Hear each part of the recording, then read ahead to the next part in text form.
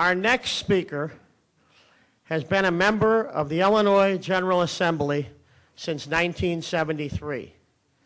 He was elected to the Senate in 1982. Our next speaker is a 1953 graduate of Chicago's Tilden Technical High School and graduated from Loop Junior College. He is a lifelong resident of Chicago's South Side. Ladies and gentlemen, the President of the Illinois Senate, Emil Jones. Mr. President. All right. Have some fun up here. Yeah, thank you very much, Jay, and good afternoon. It's great to be back once again to see so many of my great friends in the city of Chicago. And many years ago when I went to Springfield, as you indicated, back in 1973, I had a mentor, a great, great mentor, and he's here, none other than Senator Art Berman. Yeah, right here.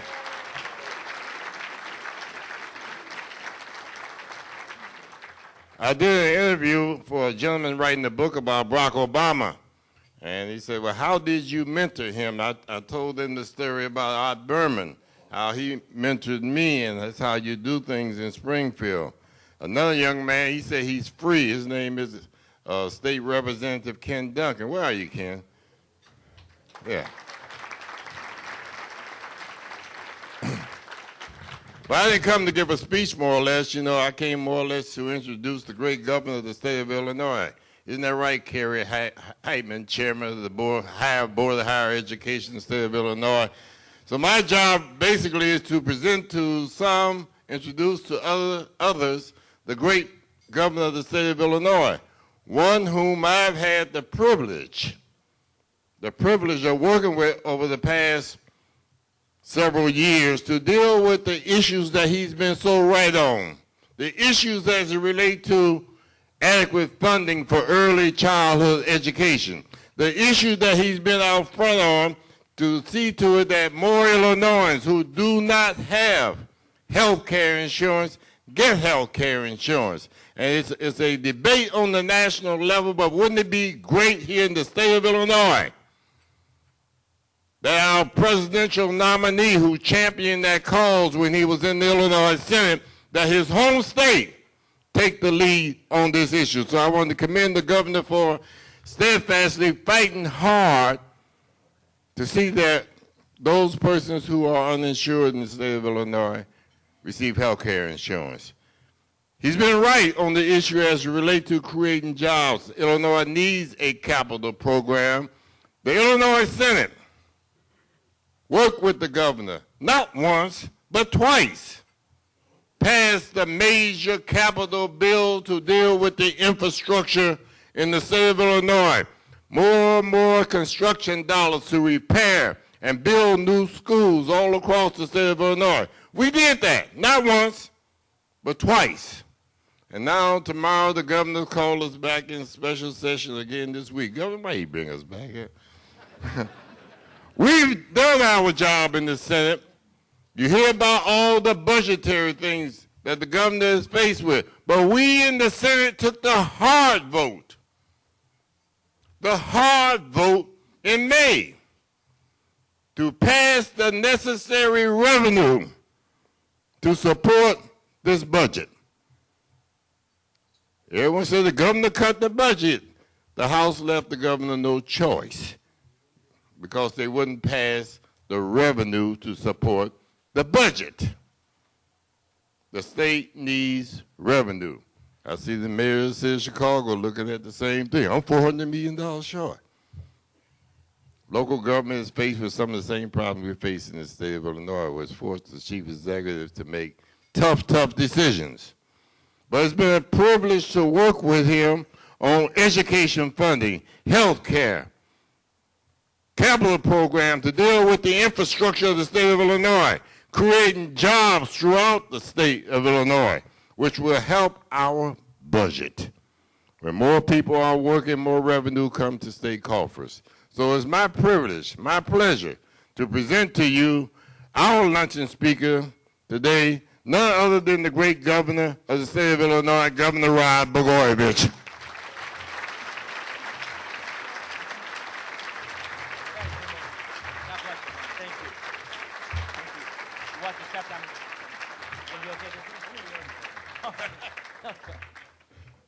Thank you very much, Senate President Jones. It's good to see you again, Emil. Who says Democrats in high places in Springfield don't get along? In fact, this is such a tough job, you know. I think it's fair to say that today I have fewer friends now than I had before I was governor, but it's nice to know I still got Emil, and I think it's the common purpose that really kind of brings us together, as well as the fact that Emil's just a good person. He's just a person with a big heart who wants to help people and hasn't forgotten where he came from, and he's going to take advantage of the unique opportunity he has to be the Senate president, to use his position to do everything he can to try to give others the same kinds of opportunities he's had to rise up, climb the ladder, and live the American dream. So, Emil, my friend, thank you so much for being there with us and fighting the good fight. To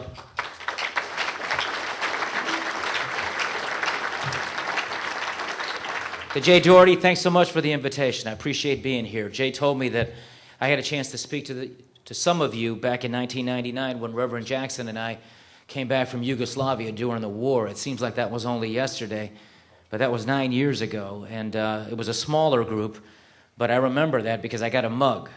And Jay tells me apparently I'm going to get a mug again. And better a mug than a mug shot, right, Jay? But I'm going to talk to our lawyers and make sure that if I take that mug, it's within the rules of ethics. So we'll make sure that Bill Quinlan, who's here, vets that. It's good to see Michael Cook, who's the publisher of the Chicago Sun-Times. I want to thank him for knowing that I'm a John Wayne fan. How did you know that I like John Wayne? I don't know if any of you saw it, but they did a front page and they had me as John Wayne. And evidently, some people thought they were insulting me. I took it as a compliment. Now, maybe I just have a propensity to always see the glass half full, but why wouldn't you want to be compared to John Wayne? He was always on the side of good versus evil. Well, that's great. No, that's good. You anticipated me. Thank you. Because, see, I was going to actually ask you for that. See, they think that's an insult, but not me. See, John Wayne was always on the side of good versus evil. In the eternal struggle, he was the good guy against the bad guy. He'd ride into town, and he'd be on the side of truth and justice and fair play. He was, a great American hero, and I don't care how they try to pitch that. I'm taking that as a compliment. And in addition to that, my wife saw that picture, and she just loved it, and she actually asked me to ask him for exactly that. So I want to thank you for anticipating the fact that I was going to ask you for the original headline and front page. Speaking of seeing the glasses half full, I had an experience just yesterday in Springfield. We flew back from Springfield this morning because this is the state fair time, and it's really a fun time to be in Springfield. And if any of you have a chance to come to Springfield and bring your families, it's the biggest carnival in the state. It's always fun. It's a great educational experience for your kids. You learn a lot about the state of Illinois. You learn a lot about the agricultural economy. You just really can enjoy the experience with your family, and you can learn. And when you're the governor and you have young children, you have opportunities that maybe aren't there if you're not the governor. My two daughters, my older one who's now 12, has had a chance over the 5 years that I've been governor to participate in the state fair on Ag Day and show a hog. The older she's getting, the less interested she is in doing it. She just turned 12, and she doesn't want to do it this year and probably won't. Last year she was 11. She resisted but kind of was compelled to do it. When she was 10 and 9 and 8 and 7 and 6, it was all a lot of fun. Her little sister now is 5. She just turned 5, and the question is whether or not she'll have her maiden voyage in showing a hog this year. My wife and I are trying to persuade her to be like her big sister. She always likes to be like her big sister in all things, and so she's inclined to do it. But, for those of you who may not appreciate the size of some of these hogs, they're pretty big and they can be intimidating. They're between 280 and 300 pounds. And my little 5-year-old, I don't know if she weighs more than 40 pounds. And so to kind of get her acclimated, I took her to the livestock tent yesterday, just the two of us, and we had a chance to go see where the hogs are, and we met a farmer who had a hog that she really liked. Her favorite color is pink, and this hog had more pink on him than some of the other hogs. And we saw that big hog, and so we went up to the farmer and asked the farmer about his hog. Now, for those of you who live in the big city of Chicago, and that's where I'm from, of course, but I've had a little bit more country experience since I've been the governor, going around the state and visiting farms and learning more about agriculture that I didn't know before I was governor. I have to tell you that hogs generally look better on TV than they do in person. When you meet them in person, they're just not as good looking as they are on TV. And this particular hog that my daughter Annie really liked had some black on his ears and was tan and had some pink, so she liked him. And I approached the farmer and mentioned to him that my daughter really liked the hog, and she was thinking about showing one. And you know, he was very nice and said hello. And I asked him, sir, what's the name of your hog? And he said, well, Governor, we don't generally name these hogs. We don't want to get too connected to them, too attached to them, because it ain't long that this hog's going to get sold at auction. And I said, oh, I appreciate that. And he said, but I have to tell you, Governor, I am thinking about naming him after you.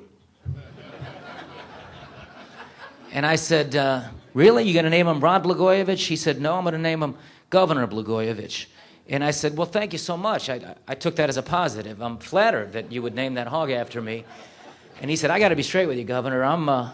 This got nothing to do with flattering you. This is just about business. I'm told that if when I put this hog out to auction for slaughter, if I name him after you, I'm going to get a larger price. So whatever we can do to help our farmers, I'm happy to do it.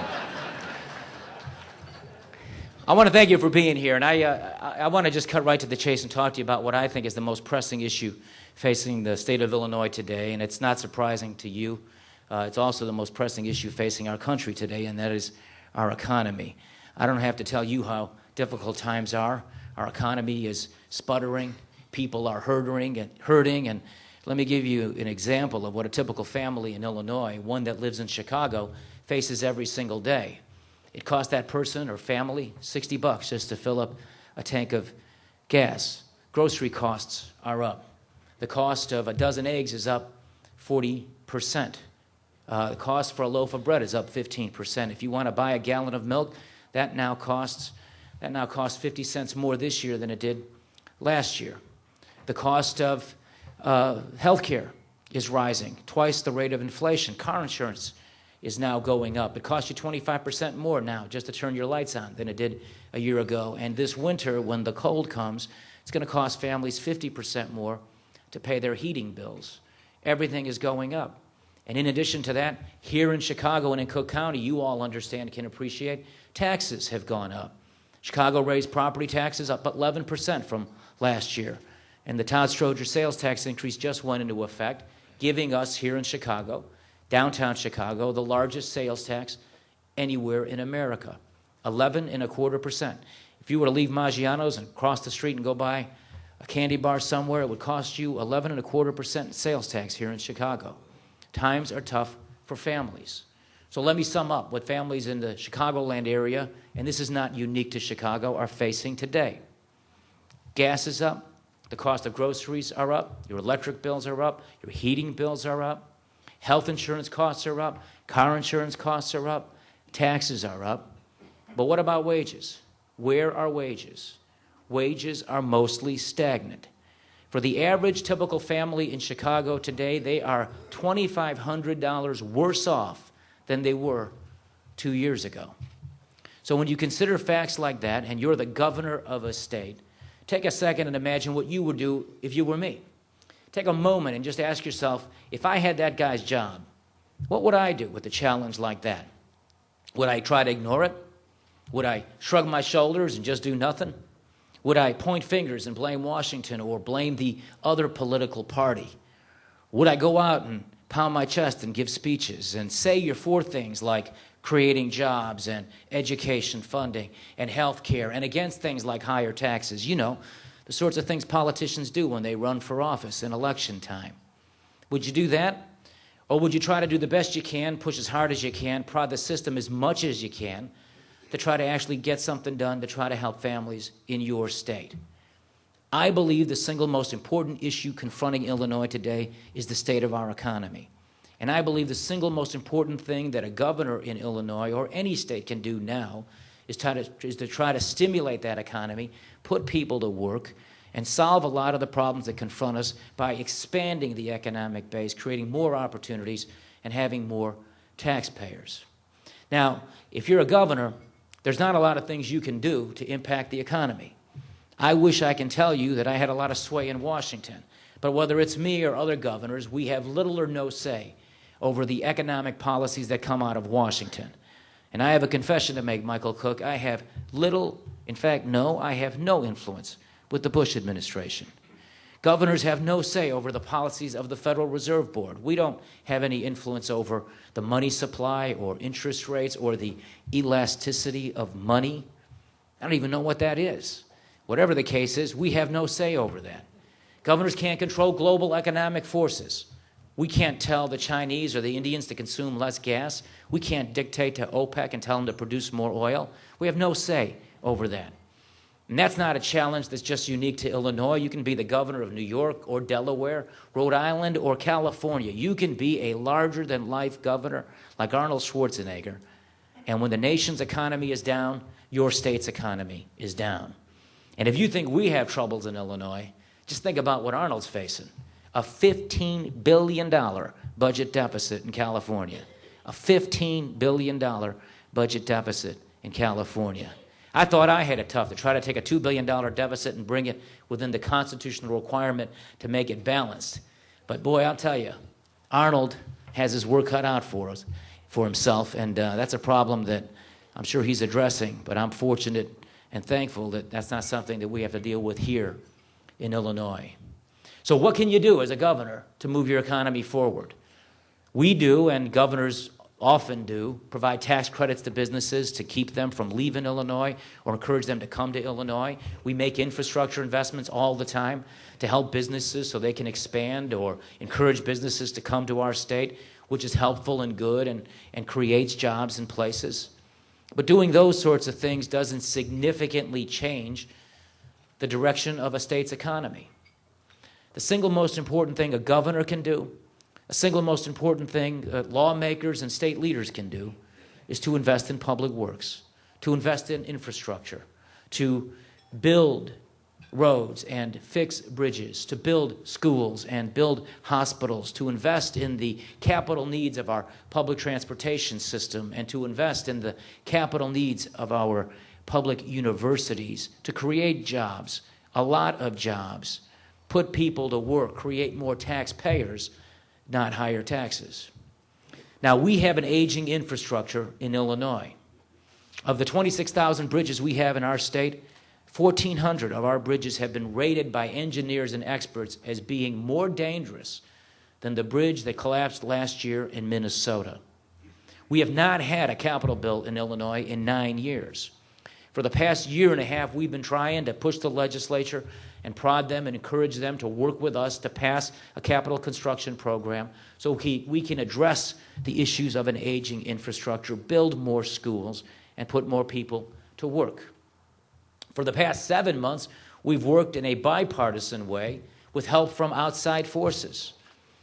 Speaker Dennis Hastert's not here today, but I want to sing his praises and thank former U.S. House Speaker Dennis Hastert for taking the time out of his busy schedule as a private citizen and volunteering his time and a lot of time to facilitate discussions along with former Congressman Glenn Pichard, a Republican who used to be the U.S. House Speaker from the northern part of our state, a Democrat congressman from the deepest southern part of our state, working together in a bipartisan way to come to Springfield on a weekly basis and meet with all of the legislative leaders except for one, work with all of the legislative caucuses to try to facilitate an agreement, build consensus around something that we can all accept, recognizing you never get perfection, but produce something that's constructive, that can put people to work and invest in our infrastructure.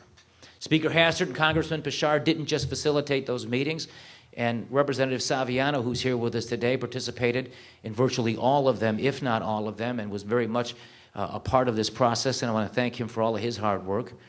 But Speaker Hastert and Congressman Bashar didn't just facilitate meetings with the legislative caucuses and the legislative leaders and the governor, but they actually went around the state, and they had town hall meetings and community meetings, and they talked to people and listened to people. They got a sense of what the needs of Illinois were and the sorts of things that people could support and the sorts of things the people couldn't support. And they came back and made some recommendations. And they recommended at the beginning a capital program of roughly $34 billion, one that was filled with compromise and consensus, but one that composed or was comprised of different things that the different legislative leaders felt they needed, and one that kept out certain things that the legislative leaders and the governor said they could not be for. And with that consensus, this process of give and take, they made a recommendation.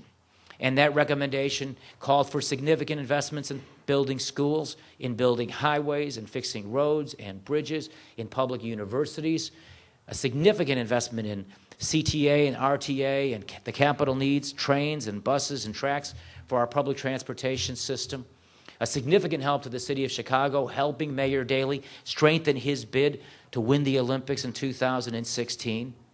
But like anything else that's real, there were things in it that not everybody agreed to. But notwithstanding that, 4 of the 5 leaders in state government agreed that this was the best process and the best product. 4 of the 5 agreed that their recommendation was one we could support. And as a result, every legislative caucus was part of those meetings.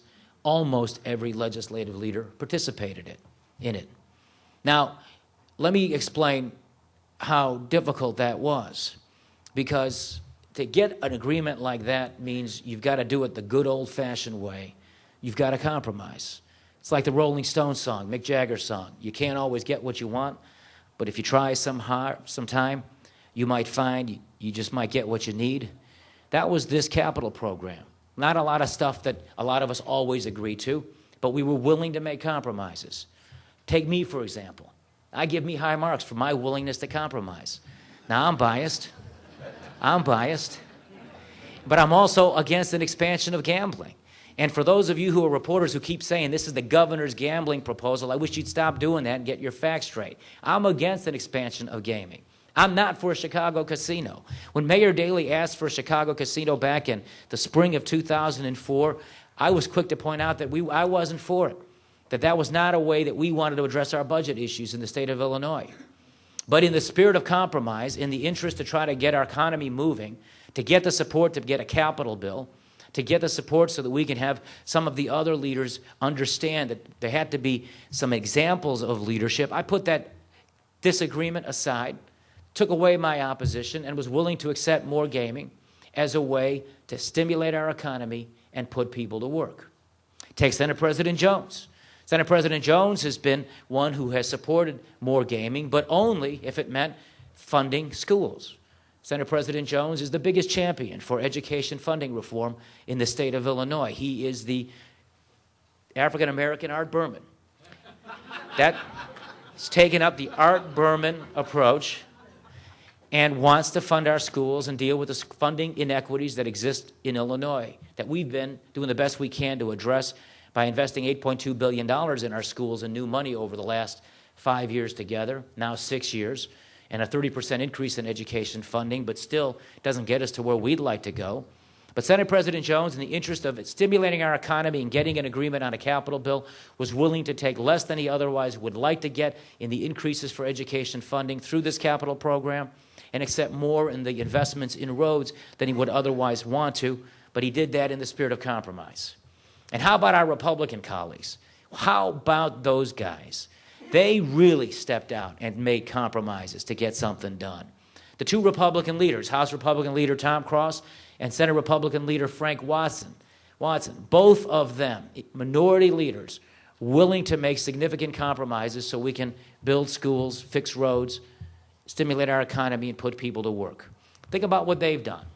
They supported, put votes on, and were willing to be part of an agreement that did something that nowhere else in America does it exist: a publicly owned casino. The Republicans in the Senate and in the House and their leaders were willing, in the spirit of compromise, to accept a publicly owned casino, the first of its kind in the United States. Now, they have it in Canada, but we don't have it in the United States. They were willing to do it. And Tom Roser is here, and I think I'm speaking for Republicans like Tom Roser and others. Correct me if I'm wrong, but 20 years after the Berlin Wall fell, some of these Republicans still fear creeping socialism. So for the Republicans in the Senate and the House to be willing to hold their nose and accept public ownership of a casino suggests how far they're willing to go to create jobs, put people to work, and invest in an aging infrastructure. But it's even more. They didn't just support a publicly owned casino for the sake of doing it. It wasn't like they supported it for Naperville or Wheaton or Bloomington or in Springfield or the places in Illinois where Republicans live. It wasn't for their districts or their communities. They gave it to the city of Chicago and the Democratic machine. That's how you guys see us, Tom. I know that. That's how some of these Republicans see us, the Democratic machine. They were willing to compromise and do a publicly owned casino and give it to Mayor Daley, and the control of the casino run not by the state, but by the city of Chicago, in the interest of moving a jobs bill forward and a capital program forward. So they, I think, deserve a great deal of credit for their compromise. And so we came together, built consensus, and worked together to try to get something done, and we made real progress.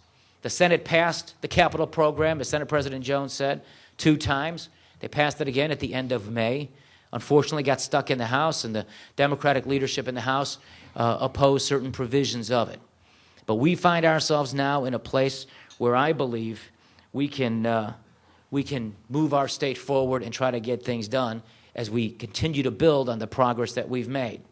The Republican caucuses, the Democrats in the Senate, and the Democratic governor have all built a governing coalition in support of creating jobs, investing in public transportation, investing in public universities, building schools, building hospitals, and fixing roads and bridges, stimulating our economy and creating work. All we got to do now is try to push and prod the Democrats in the House, take away some of their objections, and see if we might be able to reach consensus and get something done. That's what we're trying to get done today. So where are we now, and what do we do? Let me make 4 quick points. Number 1, our state desperately needs a capital bill. We need it to create jobs. We need it for our infrastructure, to repair our infrastructure. We need it because public safety demands it, because it's good for commerce. The Hastert-Bouchard plan passed in May out of the state Senate. It still has the support of the state governing coalition as it moves forward. The House Democrats had objections to gaming. We've accepted their objections. Mayor Daley had some objections to gaming, and as a result, we've dropped the gaming component of it so that the objections can be taken away. And now we have a scaled-down version that is still significant because it's a $25 billion capital program that will still do a significant amount for our infrastructure, for our economy, and for job creation. Number 2, the city of Chicago is facing a budget crisis. A $400 million budget deficit in the city of Chicago's budget is a record deficit that makes up about 15% of the entire city budget. That's a significant deficit. There are solutions, and there are ways to be able to help Chicago if we can all come together in Springfield, invest in job creation, and put people to work. A capital bill is good for the city of Chicago.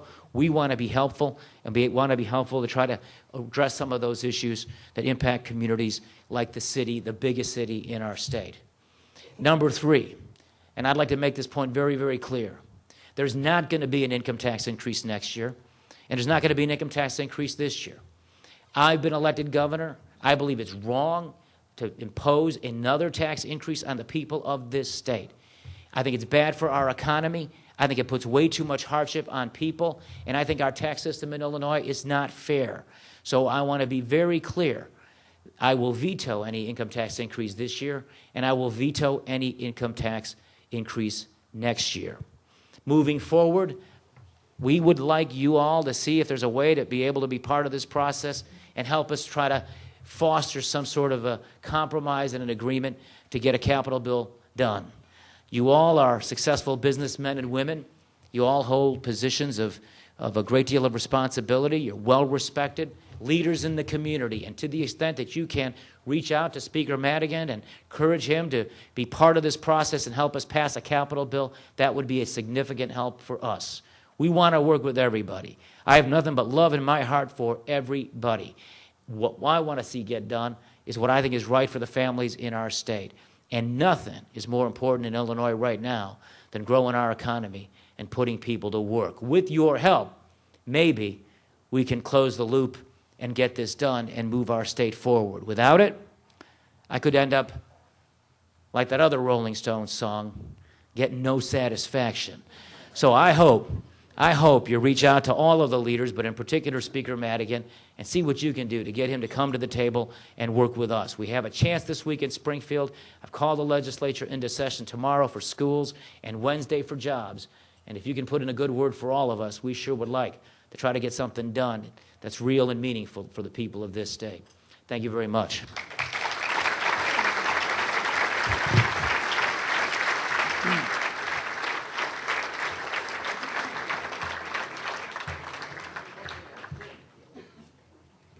Governor, we have questions. Okay.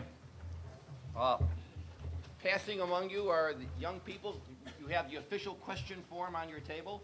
At least you should. And I will read these questions in rapid fire. Here you go. You ready? Yep. All right. Stella Black, City Club member. What is your reaction to Reverend Senator Meeks urging parents to boycott the first day of school? Come on. All right. Stella Black, yes. Where is she? Oh, hello, Stella. How do you do? Thank you.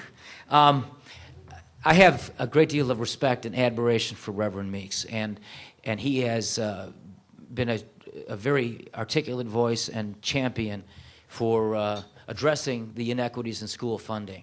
So I agree with his goals, and have been working to try to achieve those goals over the last 6 years, 5.5 years.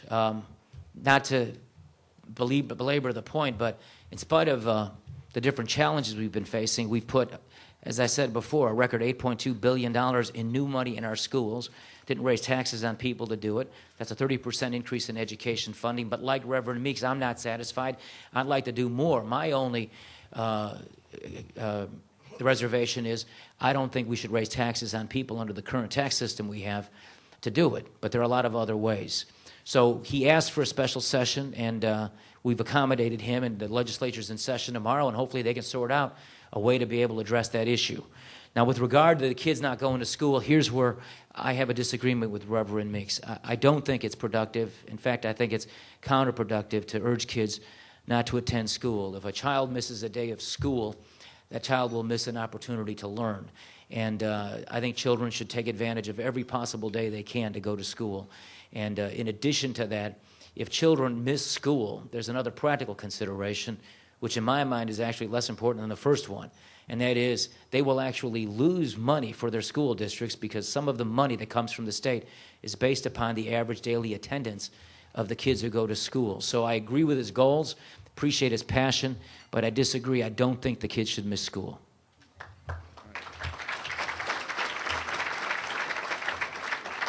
Now that we got all that policy out of the way, this is the City Club. Mike Bauer, should Barack Obama be elected president this November, what criteria will you use to select his replacement? Mike, is that Michael Bauer? We only have one thing. Where is he? Hey, Michael, it's good to see you. How are you? Yes, and I don't want to jinx anybody. It looks good. If it were today, I'd like my chances. But I just don't want to speculate right now because I'm a Cub fan. And what you do is take one day at a time.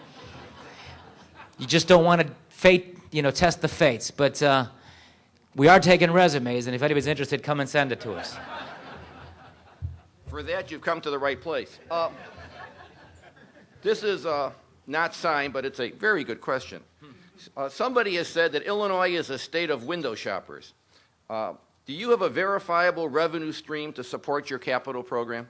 Yeah, that's a very good question. It's a substantive question. The answer is yes. I'll describe both of them. The first one was passed in May, the Hastert-Pritchard recommendation that had revenue sources gaming expansion was a smaller portion of it. That's no longer viable right now. That's been taken off the table in the spirit of trying to get something done and addressing the concerns of the House Democrats. The biggest part of the capital program comes from the leasing of part of the lottery. Now let me explain how that works and why we are excited about using the lottery for the purpose of investing in roads and bridges and building schools and creating jobs. First, we would preserve a portion of it for school funding so that all the money that goes into the common school fund from the lottery continues to go there. That portion will remain in control of the state and will continue to fund our schools at the same levels from that portion of the lottery. But we anticipate the lottery will bring in no less than $10 billion. And so when you take away $3 billion and keep that for school funding, there's $7 billion that can be used immediately as direct money that can be invested in the infrastructure of our state. And one of the good things about having the lottery as a source of revenue is we don't have to wait for something like casino gambling or other things to ramp up before we can get started to invest in our infrastructure. This is immediate, and people can start working right away. You can start literally putting the shovels into the ground right away. In addition to that, there's some other smaller ways to increase the size of the capital program. One of them is to use the road fund. We have a fund that receives money from motor fuel, gas taxes, and things of that sort, and use some of the surplus in that. And I should point out, a positive thing to come out of the high gas prices, if you want to call it that, is the fact that that road fund now has more money in it because the sales tax that comes along with the price of gas being higher means more money goes into that road fund. We would take that artificial increase that is a result of higher gas prices and then use that for the benefit of the public, about $100 million of it, and that would be part of that capital program as well. And then the third part would be to actually take some of the other surplus in the road fund and bond off of some of that, which would give us the chance to be able to have some more projects in that capital program. So together, it's about just under $25 billion in revenue that would provide what our economists tell us would mean almost 500,000 new jobs in the state of Illinois and have an impact in terms of general revenue for the state's general revenue budget because more people will be working, they'll be paying taxes, and revenues will increase just by virtue of the fact that there are more taxpayers without higher taxes. Governor, this is from Grant Litsky, City Club member. Why did you choose to close our trade offices around the world at a time when economic development in both private and public sectors is so crucial to the short and long-term viability of this state's future and its position as a magnet for growth and prosperity?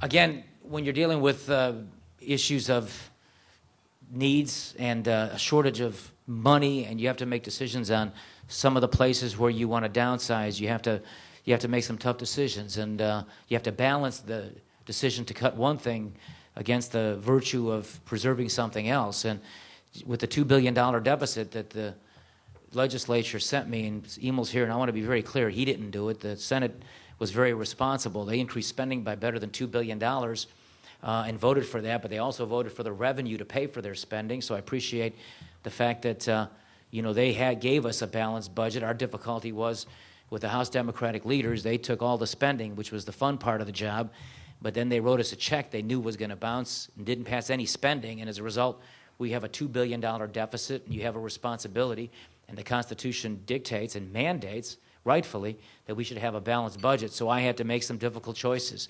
And there, again, you sit and you go over the list, and it's a very hard thing to do. And I would sit down for hours looking at the list and having to make decisions and having to balance one thing against another. Then I would take a break, go out for a run, and then maybe 6.5 to 7 miles later come back and change my mind on some of those things, and then try to find something else. And then that didn't seem right after a while, but it took weeks to really kind of sort it out. And then you just have to make the decision that's less bad. And so protecting things like investments in domestic violence centers, rape prevention centers, funding for Amtrak so that people can get to and from work or wherever they're going. In order to do that, something had to give, and we had to make some decisions. And on the trade offices, that was one of those that our economic people thought we might be able to suspend for a while until we get a better handle on where the funding is. Okay, well, now we'll give you a softball. What's your plan for making the state's pension system healthy? You got Filan here. I'm sure he could. Where is Filan? I think he's hiding now after that question. Yeah, I could use Filan now. We are making it healthier. And the last couple of years, the pensions have been funded in a very meaningful, significant way.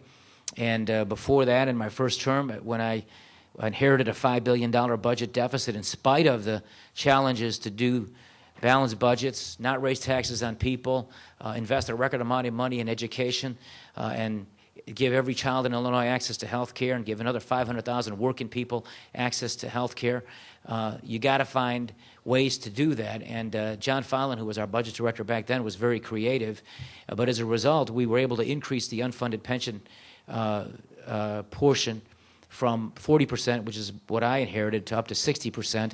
And we've made real progress over the last couple of years because the investments have been made. So we're getting there, but we're undoing 25 years of not funding the pensions. And it's like the old adage, Rome wasn't built in a day. If all you did was try to fund those pensions, then you'd have no money for schools. You wouldn't be able to give children health care.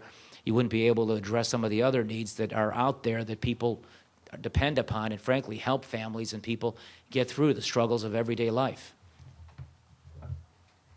A lot of economic questions, and there are several about the cuts that you made, so I think we have the same answer for all of them, okay? We have one from drug and alcoholism and drug dependency. We have one from the Illinois Equal Justice Foundation. I guess the same answer would be the same.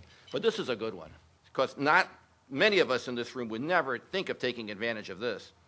Governor, how big of a fare increase do you think the CTA will have to make for the free rides for seniors and complete elimination of the senior subsidy? I can't think of anyone in this room, because we have an age limit. No one over 55 is allowed to be here. Right, Doc? Yeah, absolutely.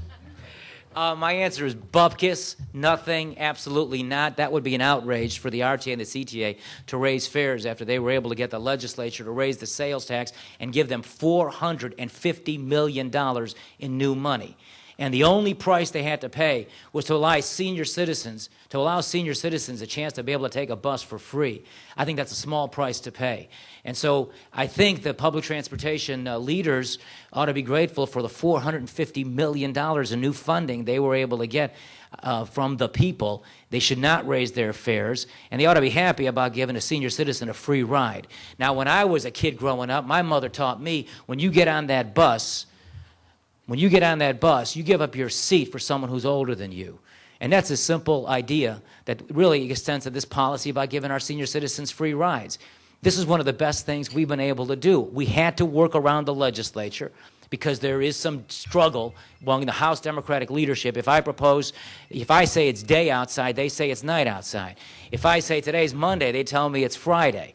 Okay? Those are just the realities. And so as a result, how can you find a result that's helpful to people and do it so you finally get something done around the gridlock and the obstacles? The free rides for seniors was a way to take a lemon, which was a sales tax increase on people, and make some lemonade and give seniors who pay those regressive taxes a chance to be able to get a free ride on public transportation. And with all due respect to the RTA and the CTA and others who benefited from $450 million in new money, it's a small price to pay. And if they really want to help their cause, help us pass a capital bill, because we're looking at billions of dollars for new buses, new trains, and new tracks for the CTA and RTA. Stop complaining about that free rides for seniors. Come on to Springfield and help us get a capital program. Go ahead. That was a softball. That was okay. That was a softball. Deb Morrison, who I do not know, but she asked a very good question. A few weeks ago, obviously, you mentioned bringing in the National Guard to support security in the city. What specific action do you plan to take in this regard? Michael Cook's taking notes. I did, yeah, exactly. All right, let me say something that might shock you. With all due respect to our friends in the media, they don't always get it right. They don't always report it as it was said. And so I want to be clear. I didn't say we're going to call the National Guard out. I never said that. I said we were going to sit down with the Director of State Police and others from the Illinois National Guard, including our Adjutant General, and explore possibilities and ways that we can offer our help to Chicago when you're dealing with a situation where in some neighborhoods There are gangbangers are running rampant, and the crime rate and the murder rate is so high. We never contemplated, and I said it that day, that we weren't going to send state troopers to communities or neighborhoods. That was never, ever something that I suggested. Having said that, I did read the other day that they actually have, the military has been called out in some cities in Italy because of the crime problem. And since we're an Italian restaurant, I thought there was some relevance to bringing that up. But we're not doing that in Illinois. But I will say that that the National Guard has some resources that we offered to the city, and I believe the city took one of our helicopters or one of our planes from the state police, and didn't want the helicopter that the National Guard was prepared to provide as they do their crime-fighting issues. And again, I would just point out, in the city of Chicago in the month of July, 60 to 62 people were killed. That's almost twice. That's almost 2 a day. And you're the governor of the state, and I know Mayor Daley is a great mayor and does everything he can to make our city the best city possible. But those communities are communities I represent too. And when crime is occurring anywhere in Illinois, I don't think the governor should just pretend like it doesn't exist and let Mayor Daley take all the heat. I want to help. And so we were able to have our superintendent of police here in Chicago meet with Director Larry Trent. They worked out ways where they can work together. One thing I think is really clear, and that is when gangbangers outnumber police officers 5 to 1, 75,000 gangbangers in Chicago against 13,700 hardworking, honest police officers doing the best they can, that they're outgunned and they're outmanned, and that we might be able to be helpful from a state standpoint if we can have more resources to have more police officers trained as elite gang crimes state troopers, and then use them in places like Chicago or East St. Louis or Peoria or other communities where gangs are in places and at a time when violence is up. And so we proposed, first and foremost, protecting our highways by monitoring those who would drive better than 15 miles an hour above the speed limit by having speed cameras, photo cameras on our interstate, a lot like what they do in Arizona, a lot like what they do in some European countries, what they do in Australia, and what the mayor's doing here in the city of Chicago. And then whatever revenue is generated from that, that'll keep our highways safer, and that will build on the success we've had in making the number of fatalities on Illinois highways the lowest they've been since 1924, so we're proud of that. But there's still 1,200 people that lost their lives on our highways due to traffic fatalities, and most of those have to do with driving too fast. So if you can make sure that you can monitor the speed limit in such a way, so if you're going 5 or 10 miles an hour over, you got a little grace period. No one's going to take a picture of you and give you a ticket. But if you start getting above 15 miles an hour, which is what the experts say is reckless driving, then you ought to get a ticket. And we want to catch you with those cameras doing that, and then whatever revenue comes from that, we would like to hire 500 more state troopers and train them as an elite gang crimes force that can then be deployed to places like Chicago when crime is up, or Peoria, or East St. Louis, or other communities in our state. 2 questions left. Kwame Raoul, where are you? There he is. All right.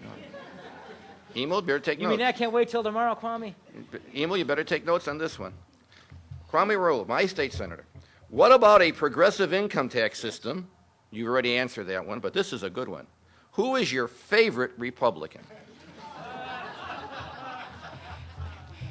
Skip Saviano.